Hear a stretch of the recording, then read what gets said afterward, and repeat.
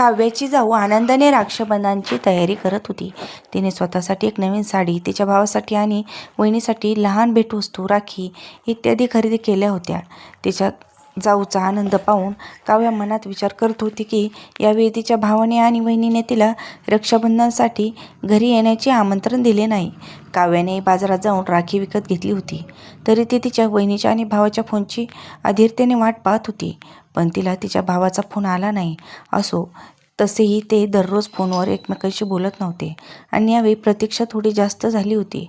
काव्या सुरुवातीपासूनच कोणालाही फोन करत नव्हती. जोपर्यंत तिची आई जिवंत होती तोपर्यंत तिची आई तिला दररोज फोन करायची आणि तिच्या आईच्या बोलण्यातूनच तिला तिच्या भावा आणि बहिणीबद्दल माहिती मिळायची. असो काव्याला तिची वहिनी चारुता फारशी आवडत नव्हती, म्हणून ती तिच्याशी कधीही फोनवर बोलली नाही.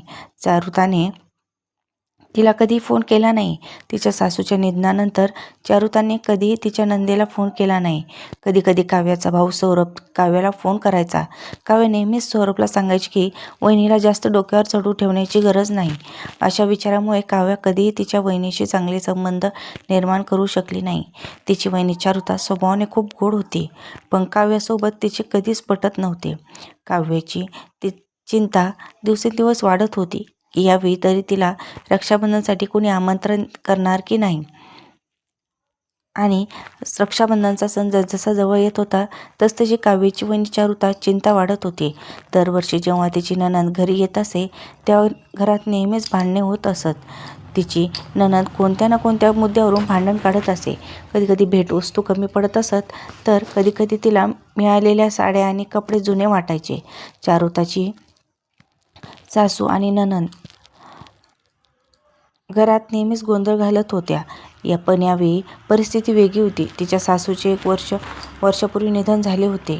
तेव्हापासून तिची नणंद काव्या एकदाही तिच्या आईवडिलांच्या घरी आली नव्हती. आता रक्षाबंधनाचा सण येणार होता, त्यामुळे चारुताला भीती वाटत होती की काव्या नक्कीच येईल आणि तिला पुन्हा त्रास देईल. यावेळी चारुता गर्भवती होती. तिचा 7वा महिना सुरू होता, त्यामुळे ती खूप घाबरली होती. मागच्या वेळी जेव्हा ती गर्भवती होती तेव्हा चारुता नणंद काव्या तिच्या माहेरी आली आणि काव्याने चारुताला रिकाम्या पोटी जड कामं करायला लावले.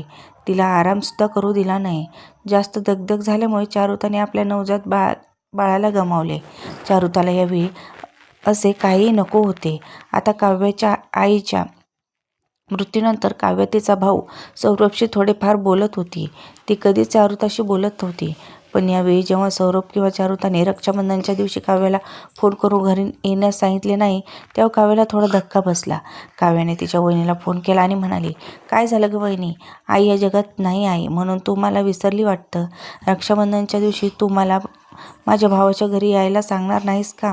मग चारुताने धाडस केले आणि म्हणाली, ताई कृपया यावेळी रक्षाबंधनाच्या दिवशी तुम्ही घरी येऊ नका. मी सध्या गरोदर आहे आणि मी तुमचा व्यवस्थित पाहुणचार करू शकणार नाही. मी सौरभला सांगेन, तो तुमच्या सासरच्या घरी राखी बांधून घेण्यासाठी येईल. असे म्हणत चारुताने फोन पटकन कट केला. तिचे हातपाय थरथर कापत होते. आता तिची नणंद काय करेल त्याचा विचार करत होती. पण चारुताला काव्याला घरी बोलावून तिचा त्रास वाढायचा नव्हता.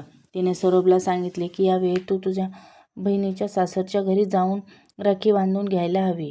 आणि सौरभही यासाठी तयार झाला, कारण त्याची बहीण काव्या माहेरी आल्यानंतर किती गोंधळ घालायची आणि चारूला दिवसभर स्वयंपाकघरात व्यस्त ठेवायची हे त्याने स्वतः डोळ्यांनी पाहिले होते. म्हणून तो यावेळी तिला फोन करू इच्छित नव्हता. आता वहिनीचे बोलणे ऐकून काव्या अवाक झाली. दरवर्षी ती रक्षाबंधनाला माहेरी जायची.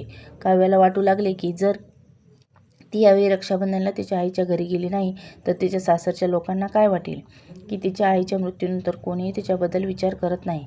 काव्याच्या डोळ्यात अश्रू येऊ लागले आणि ती विचार करू लागली की एखाद्या माहेर घर फक्त आई असेपर्यंतच असते, हे खरे आहे. काव्याच्या डोळ्यात अश्रू पाहून काव्याची जाऊ तिच्याकडे आली आणि म्हणाली, वहिनी तू रडत आहेस? काव्या आज गप्प राहू शकली नाही. ती सांगू लागली, हे बघ ना, आई गेल्यानंतर भाऊ आणि वहिनी अनोळखी झाल्या. यावेळी रक्षाबंधनाच्या दिवशी ते मला माझ्या आईवडिलांच्या घरी बोलावणार नाहीत. तेवढ्यात काव्याची जाऊ हळूच म्हणाली, का? तुझ्या वहिनीला तू आवडत नाही का? हा प्रश्न ऐकून काव्याला थोडा धक्का बसला आणि काव्या विचार करू लागली की हे खरे आहे. वहिनीला मी का आवडेन? मी असं कोणतं काम केलं आहे की तिला मी आवडेन? जोपर्यंत आई या जगात होती तोपर्यंत मी आणि आई मिळून वहिनीला किती त्रास दिला. मग ती आज माझ्याबद्दल काय विचार करेल? तिचे डोळे अश्रूने भरले आणि तिचा विचार करू लागली. माझ्या आईनंतर माझे पालकांचे घर संपले का? मी माझ्या वहिनीशी कधी प्रेमाने नाते निर्माण केले नाही. तिच्या भावना समजावून घेण्याचा प्रयत्नही केला नाही. मी नेहमीच तिच्या भावना दुखवल्या. तिला काम करणारी मशीन समजले. पण आता ती मला माझ्या आईवडिलांच्या घरी पूर्ण आदराने बोलवेल का? तिच्या डोळ्यातून अश्रू वाहू लागले. तिची जाऊ म्हणू लागली, जाऊ द्या ताई, आजच्या जगात कोणी कोणाचे नाही.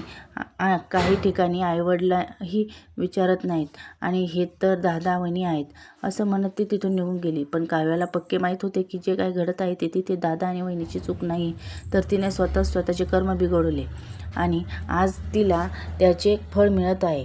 थोडा वेळ विचार करून तिने एक निर्णय घेतला आणि ती उठली. रक्षाबंधन 2 दिवसांनी होते. रक्षाबंधनच्या दिवशी पहाटे चारुता अजूनही झोपली होती.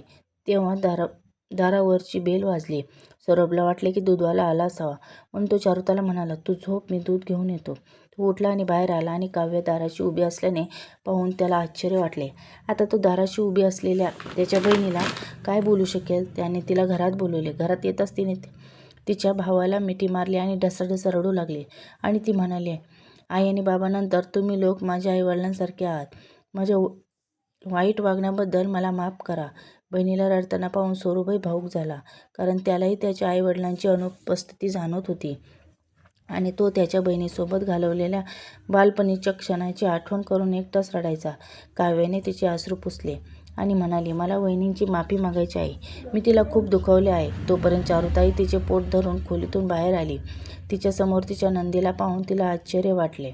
मग काव्या डोळे मिचकावून तिच्याजवळ आली आणि तिच्यासमोर हात जोडून म्हणाली, वहिनी, मला माफ करा. मी तुझ्याशी कधीच चांगले वागले नाही. मी तुला खूप त्रास दिला.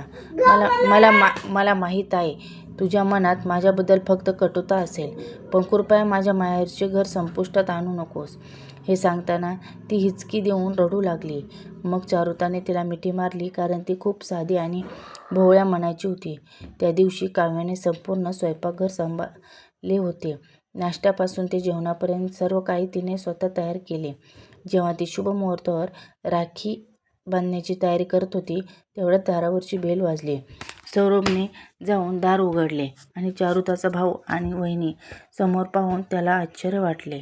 चारुताही आश्चर्यचकित झाली आणि उभी राहिली आणि म्हणाली, अरे दादा, तू म्हणाला होतास की तू माझ्या घरी येऊ शकत नाहीस. मग मी तुला राखी पाठवली होती. तर तिचा भाऊ विकास हसला आणि म्हणाला, तुझ्या वहिनीने मला फोन केला आणि मला येण्यास भाग पडले. ती म्हणत होती की तिला आजचा रक्षाबंधन अविस्मरणीय बनवायचा आहे आणि तुला या सरप्राईज आनंद झाला असता, म्हणूनच मीही आलो. चारुताच्या चेहऱ्यावरचे आनंद पाहून काव्यालाही बरे वाटले. मग चारुता आणि काव्याने त्यांच्या भावाला राखी बांधली आणि रक्षाबंधनाचा सण मोठ्या प्रेमाने साजरा केला. त्या दिवसापासून काव्यालाही उशिरा का होईना तिच्या वहिनीसोबतच्या प्रेमनात्याचे महत्त्व समजले आणि जाणवले की काही काळानंतर दादा आणि वहिनीचे घर हे आईचे घर बनते. म्हणून या मौल्यवान नात्यात कटुता कधीही जाणून बुजून मिसळू नये. मित्रांनो, नात्यात चुका होणे स्वाभाविक आहे, परंतु मनापासून मागितलेली माफी हे नाते पुन्हा जोडू शकते. जेव्हा कोणी पश्चाताप घेऊन पुढे येते, तेव्हा नात्यांचे सौंदर्य त्यांना स्वीकारण्यास आणि हृदय मोठे करण्यात असते. कारण सणांचा खरा गोडवा तर या जवळीकतेत आणि क्षमेत लपलेला असतो. तर मित्रांनो, ही कथा तुम्हाला कशी वाटली कमेंट्स करून नक्की सांगा. कथेला लाईक करा, शेअर करा आणि चॅनलला सबस्क्राईब करा. धन्यवाद.